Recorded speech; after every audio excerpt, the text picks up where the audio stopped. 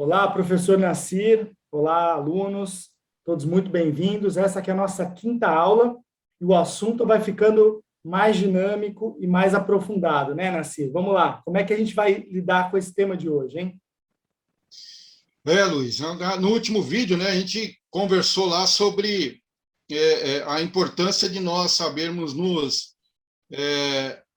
relacionarmos com o nosso dinheiro, né? E se hoje a gente vai ver um pouco, algumas simulações, inclusive, de como a nossa inteligência, a nossa habilidade financeira pode potencializar o valor e o poder de compra do nosso dinheiro, principalmente para as nossas reservas a longo prazo, aí, né?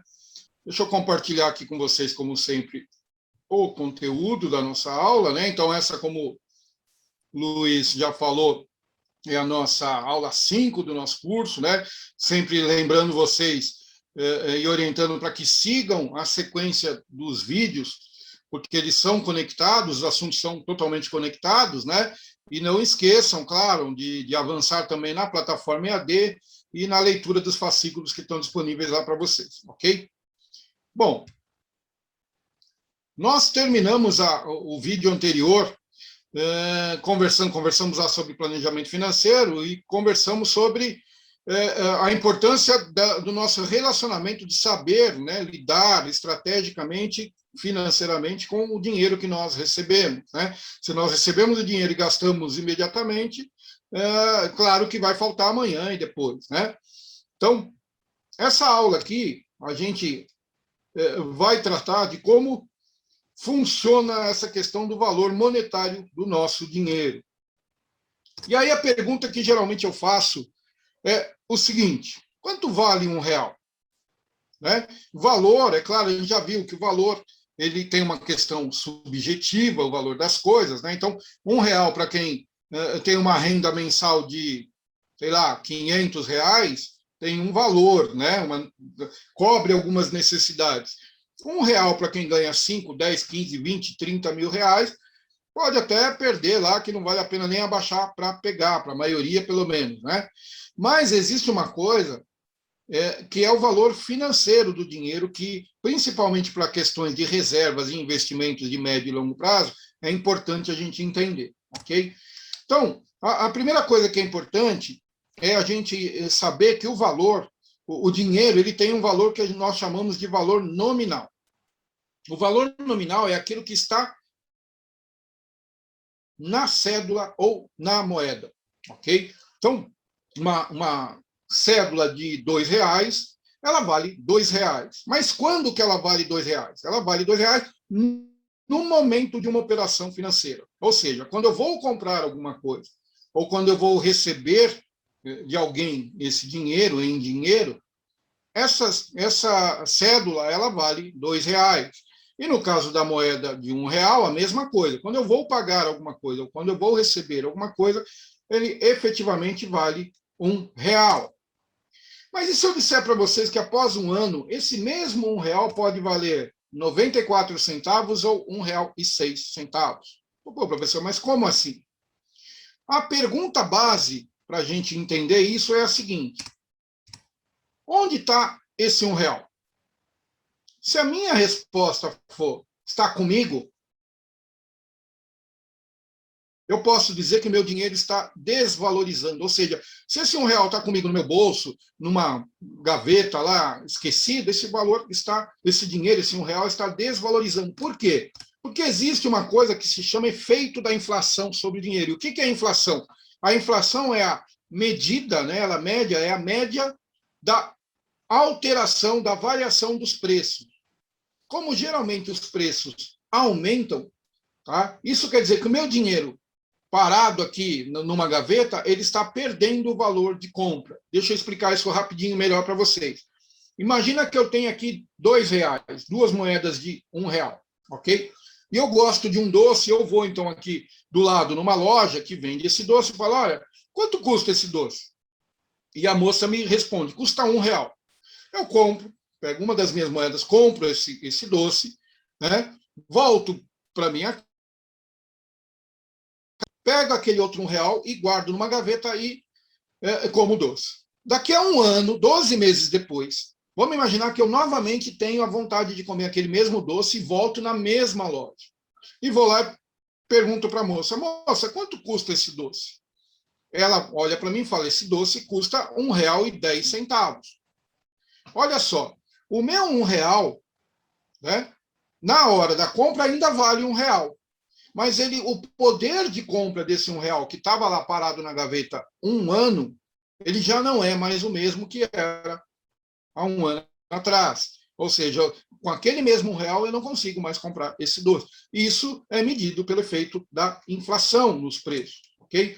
Então, numa inflação média aí que a gente tem passado nos últimos anos de 0,5% ao mês, né? Ou seja, numa conta matemática básica, 6% ao ano, nós podemos dizer que R$ 1 desvalorizado a 6% nos 12 meses, ele vai valer apenas 94% do que ele valia, poder de compra, estou falando, do que ele valia há 1 ano atrás. Ou seja, após 1 ano, R$ 1 pode valer 94 centavos.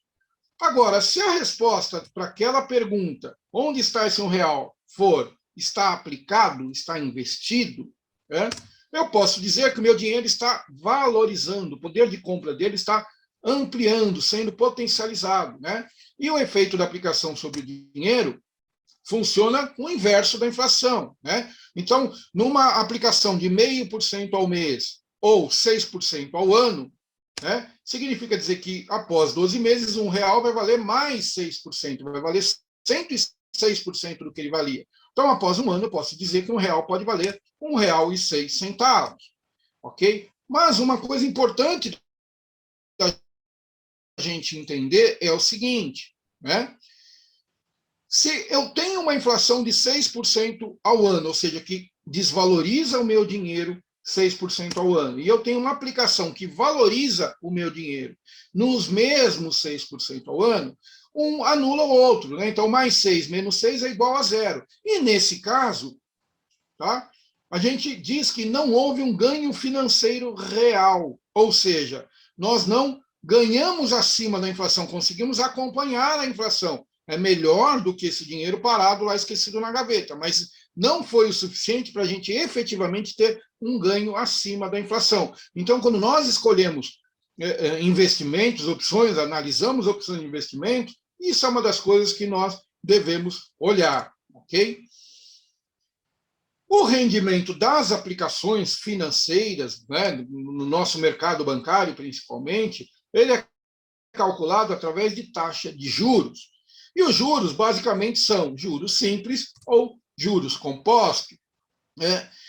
Todos nós já estudamos isso, gente. Tá? Aqui, a gente não vou aqui parar para fazer uma aula de matemática, até porque todos são educadores, nem todos da área da matemática, mas convivem com. Então, ou é resgatar os conhecimentos que nós tivemos lá na escola, fizemos provas sobre isso, todos nós, com certeza, ou conversar aí com alguém ou procurar saber, porque é de máxima importância dominar esse conhecimento para a gente falar de juros, estratégia financeira, de investimentos, ok? Bom, e aqui, olha só, depois de tanto conversar, a maioria tem aquele costume de falar a educação financeira é matemática. Olha só, nós já falamos um monte de coisas, e só agora que efetivamente nós estamos chegando na matemática financeira, ok? Mas é claro que a matemática financeira é uma habilidade mais do que importante quando a gente está falando de planejamento financeiro, estratégia financeira, ok? Então, vale aqui nós, como adultos, resgatarmos sempre isso e como professores, educadores, seja lá de qual matéria for, né, não necessariamente da matemática, exaltarmos esse conhecimento que é tão importante para a vida toda, ok? Então, olha só, num alinhamento rápido de ideias, né, o que é juros simples? É a remuneração dada a alguém pela destinação temporária do seu capital. Primeiro, o que é capital? Capital é o dinheiro que eu tenho para investir. Ok? E por que é uma destinação temporária? Por quê? Eu vou investir para resgatar, né? Eu não vou lá colocar o meu dinheiro numa poupança no banco, por exemplo, e deixar lá para o resto da vida. Não seria uma doação para o banco. E não é. Eu invisto para um dia eu retirar. Então, é uma destinação temporária daquilo lá. Né? Tendo como capital inicial, né, no caso dos juros simples, tendo o capital, né, inicial como aplicação da taxa, como base para aplicação da taxa, independentemente de quais períodos seja. Ok? Então, quer dizer, sempre a cada período, e geralmente as aplicações são o rendimento mensal, existem diários também, até mais, mas geralmente é mensal, ou seja qual for o mês, nos juros simples, a gente sempre vai ter como base o meu capital inicial. Já nos juros compostos, que também é a remuneração dada a alguém pela destinação temporária do seu capital, nós temos sempre como base o capital acumulado, ou seja, o que a gente chama de juros sobre juros, não é isso? A cada período. Numa simulação rápida aqui, né, por exemplo, uma aplicação de R$100 a uma taxa de juros de 1% ao mês, por um período de 3 meses, nós vamos ter as seguintes simulações. No juros simples, mês 1, capital inicial R$100, juros 1% de R$100, R$1, saldo no final do mês, né, no final do período, 100 mais 1, 101. No mês 2, meu capital como é juros simples, é o meu capital inicial, R$100. Juros desse mês, R$1, 102 o saldo. E assim vai, sempre sendo o capital inicial para qualquer que seja o período. Agora, nos juros compostos, ok? É juros sobre juros, é capital acumulado. Então, no primeiro mês é igual, R$100 mais R$1 de juros, 101. Mas, no segundo mês, o capital base, ele não é R$100, é 101, porque é o acumulado do período anterior. E notem que os saldos, então, finais ficam diferentes. No juros simples, 101,00, 102,00, 103,00. E nos juros compostos, 101,00, 102,01, 103,03, ou seja, a evolução ela é exponencial, é geométrica. Ok? Então, que bom que os juros das aplicações são os juros compostos, mas cuidado, porque os juros dos empréstimos também são juros compostos e são uma taxa muito maior do que as taxas oferecidas para investimento e aplicação, ok? Bom, a pergunta que é importante a gente fazer aqui agora é o seguinte: o quanto a nossa inteligência financeira, a nossa habilidade, a nossa estratégia, o nosso conhecimento financeiro, que deve vir sempre, quanto mais cedo, melhor, porque mais ele vai se acumulando, o conhecimento, as experiências e estratégias. Então, o quanto essa inteligência financeira pode fazer valer esse R$1? O quanto nós podemos potencializar esse R$1? E para a gente demonstrar isso, eu vou descompartilhar aqui e eu vou mostrar para vocês numa simulação em Excel, né, Luiz, que fica mais nítido para a gente dar uma olhada. Deixa eu compartilhar de novo aqui, procurar o meu Excel aqui, para a gente brincar um pouquinho com isso, Luiz. Vamos brincar um pouquinho com isso. Olha só, Luiz, vamos imaginar que em algum momento eu pegue R$1, um único real, aqui no momento zero, ó, e guarde esse R$1. Tá? E aí eu aplique esse R$1 a uma taxa que eu vou mudar aqui de 0,5% ao mês.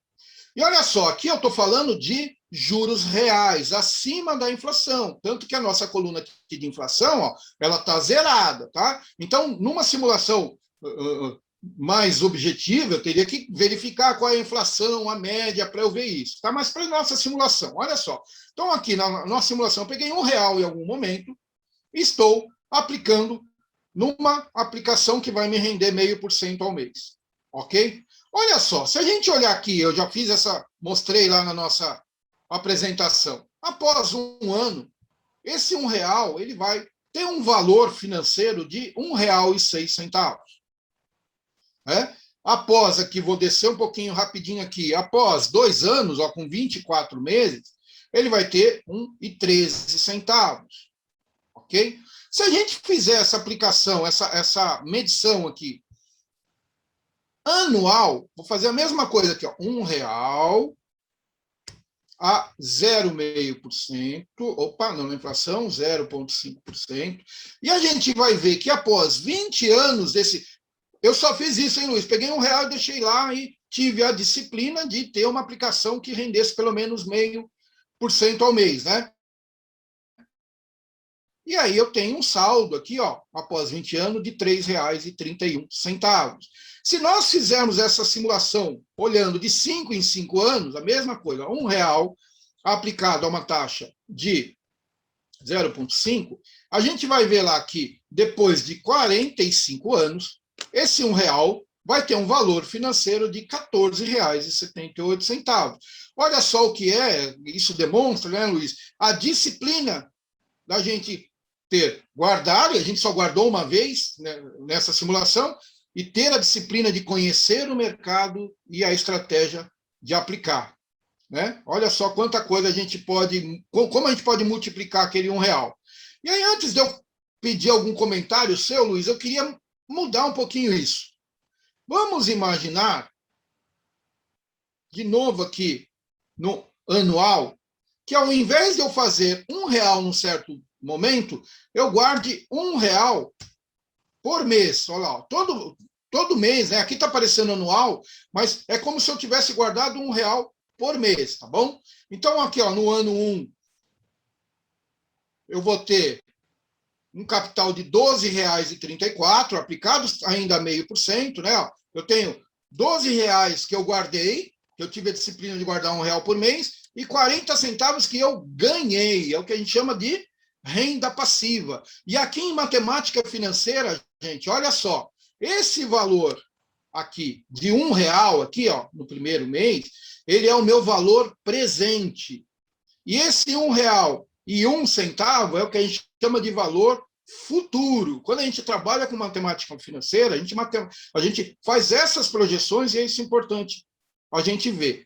E partindo lá direto de 5 em 5 anos, olha só, se eu tiver essa disciplina de guardar R$ 1 por mês, né, a gente vai ter, após 45 anos, um saldo de uma reserva, né, de R$ 2.770 quase. Sendo, olha só que interessante, Luiz, R$ 540, dinheiro meu, que eu tive a disciplina de guardar, e R$ 2.229 é a remuneração pela minha inteligência financeira de conseguir manter o 0,5% ao mês.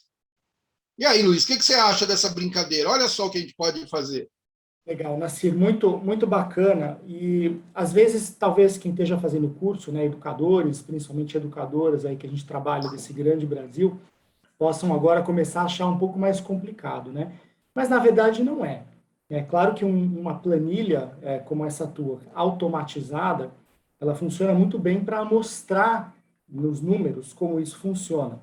Então, a gente falou inicialmente do valor nominal do dinheiro, só que é importante lembrar que existe uma coisa que se chama inflação e existe uma coisa que se chama o investimento. A inflação sempre vai diminuir o teu dinheiro, isso você deixou muito claro. E o investimento ele pode te fazer ganhar ou equivaler, porque nem todo investimento é bom. A gente já falou isso também em outras aulas. Precisa ficar muito atento. E aí, obviamente, entender o que é os juros, né, que são os percentuais aí, que no Brasil aplicam-se os juros compostos, que para a gente é bom, e que você deu uma outra dica muito valiosa para olhar os juros compostos dos empréstimos, porque aí tem uma armadilha muito grande quando a gente faz um empréstimo. Quer dizer que a nossa dívida ela também vai ser feita em juros compostos, ou seja, ela é progressiva, ela é perigosa. E aí é claro que é importante a gente entender isso com a inflação. Então, se a gente está hoje falando em possivelmente uma inflação de 8% ao ano, e a gente tem uma aplicação que nos dê 10% ao ano, eu ainda estou ganhando alguma coisa. Devagar e sempre, que é o que a gente sempre fala. Menos risco, prazo, tempo e pode dar certo. Mas se eu tiver uma aplicação que é menor do que os 8%, eu não vou estar nem equivalendo o meu dinheiro. Então, é muito interessante também, porque existem uma série de planilhas, até as pessoas podem buscar nos aplicativos, né, que falam muito da planilha da aposentadoria, né, Nassir? É aquela que diz assim, olha, o quanto eu preciso guardar para quando eu tiver, por exemplo, 50 anos ou 60 anos, eu ter um desejo, um objetivo de tirar, sei lá, 4, 5 mil reais por mês sem ter que trabalhar. Ou seja, a renda passiva me gerar R$ 5.000 líquidos todo mês, independente de aposentadoria ou de outras coisas. E isso só vai ser possível com esse planejamento, com essa visão de longo prazo e principalmente entendendo que tipo de movimento eu devo fazer com o meu dinheiro para poder alcançar lá na frente, como você mostrou, daqui 40 anos, daqui 10 anos, daqui 20 anos, um valor que eu tenho de desejo para mensalmente eu não ter que fazer nada e esse valor existir.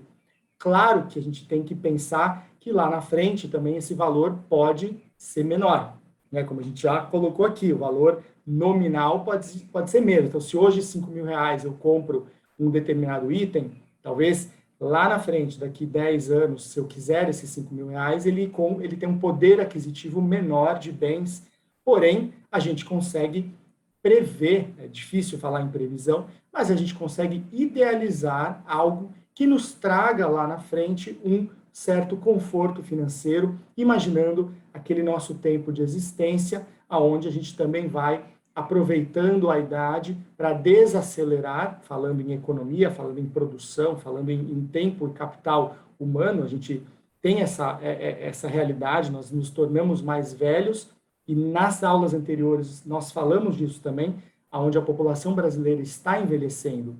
Isso é muito perigoso e muito alertador, né? É muito importante lembrar, porque se a gente envelhece e não tem essa previsão, nós lá na frente teremos seríssimos problemas financeiros por ter uma população que não é mais economicamente produtiva e que não fez reserva nenhuma.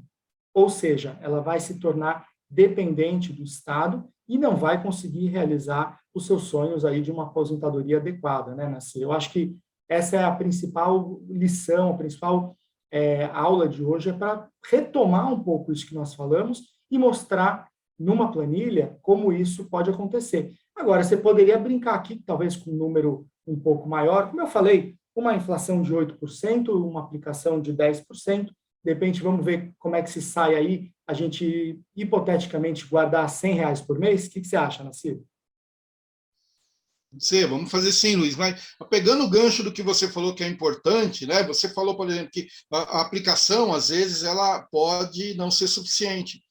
E a aplicação mais conhecida e a mais buscada por todo brasileiro, que é a poupança, vem nos últimos anos, né, demonstrando exatamente o que você falou. Né? Porque a poupança tem, nos últimos 5, 6, até mais anos, gente, rendendo ao mês 0,3%, enquanto a inflação rende 0,5%, né, 0,5%. Então, quer dizer, claro, de novo, é melhor o dinheiro na poupança do que o dinheiro embaixo do colchão ou o dinheiro sendo gasto, né? Mas é importante que vocês entendam que vocês, acumuladamente nesses últimos anos, quem deixou o dinheiro na poupança, está perdendo também, não está tendo um ganho financeiro, tá bom? Ok? Isso é importante que todos tenham essa noção, tá bom?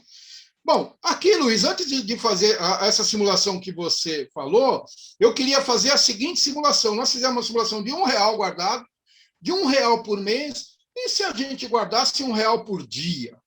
Né? E se a gente aqui fizesse o seguinte, né, na nossa simulação, R$ 1 por dia, vamos imaginar todos os meses como 30 dias, tá? E que a gente guardasse, então, R$ 30 todo mês. E nós aplicássemos isso. Né? Nós aplicássemos isso. Vamos imaginar, olha só o que aconteceria. R$ 30, R$ 1 por dia, R$ 30 por mês, aplicados a uma taxa de juros reais acima da inflação, hein, gente? Lembrando disso, de 0,5% ao mês, após 45 anos, daria um resultado, um saldo de R$ 83.093.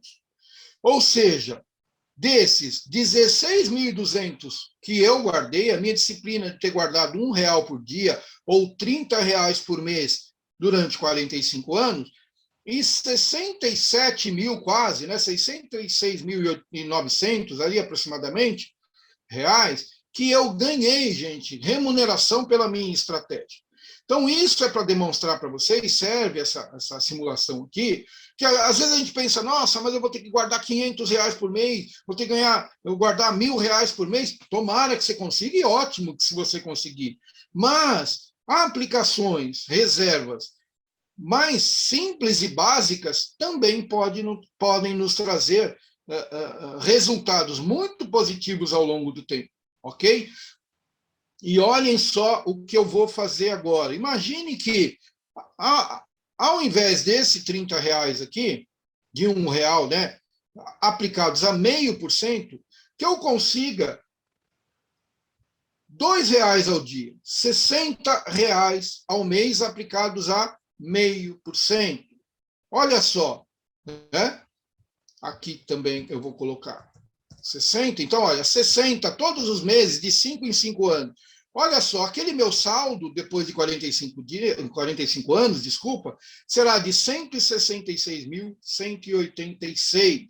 32.400, dinheiro meu. 134.000 aproximadamente, dinheiro que eu recebi remuneração da minha inteligência financeira. E se eu conseguir, olha só, vou voltar nos R$ 30, no mais básico, né? Naqueles R$ 1 por dia. E se eu conseguir, com a minha inteligência, com a minha criatividade, com a minha agilidade financeira que eu vou adquirindo através do meu conhecimento de mercado financeiro, não só olhando as opções de investimento em banco, mas também olhando opções de empreendedorismo, né? Sendo um pouco mais audacioso, mas sempre analisando o risco, né, disso, e conseguir uma taxa mensal, uma média mensal de remuneração de 1% ao mês, juros reais. Olha só o que acontece com o nosso dinheiro, gente. O nosso saldo aqui, após 45 anos, né, chega a R$ 650 mil, sendo 16.200 o que eu guardei, R$ 1 por dia durante esses 45 anos, e 633 mil remuneração que vem. Ok? Olha só onde a gente pode chegar. E notem o seguinte, se eu consigo chegar nisso aqui com essa inteligência, lembra da nossa aposentadoria? Vamos imaginar, olha só, que alguém comece a fazer isso com 20 anos de idade, quando está começando ali a fase adulta a trabalhar, ok?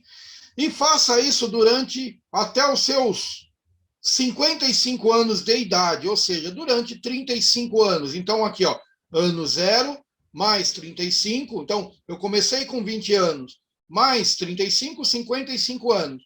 Com 55 anos nessa disciplina, gente, eu vou ter R$ 194 mil, quase R$ 195 mil no banco, e uma remuneração mensal de R$ 1.900.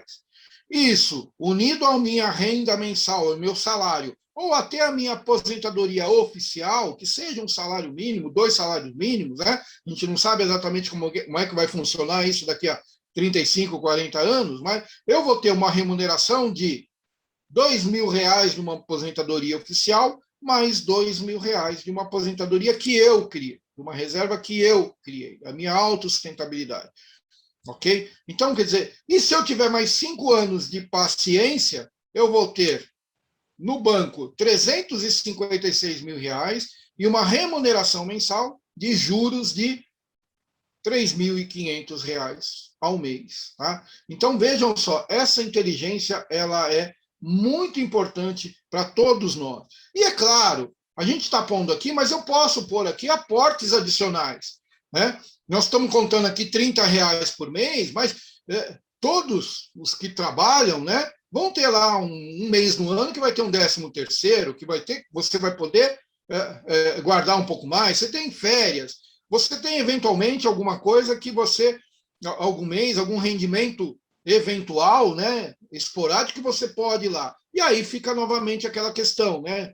Quanto mais nós acumularmos, né, o mais cedo possível, mais cedo esse ponto aqui, esses pontos de independência financeira poderão chegar. né, Luiz? Então, quer dizer, é isso que a gente tem que buscar, né, Luiz? Eu vou fazer só aquela projeção que você colocou, Luiz, R$ 100, então, por mês, é isso?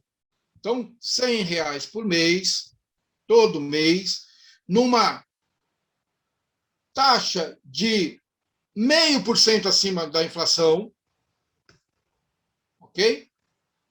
Então, aqui a gente, 0,5%, vamos colocar aqui uma inflação de, vamos chutar o balde, vamos pôr uma inflação de 1% ao mês, 12% ao ano, né? Que ainda é longe dos velhos tempos lá, que chegamos a 50, 60, né? Por mês, né?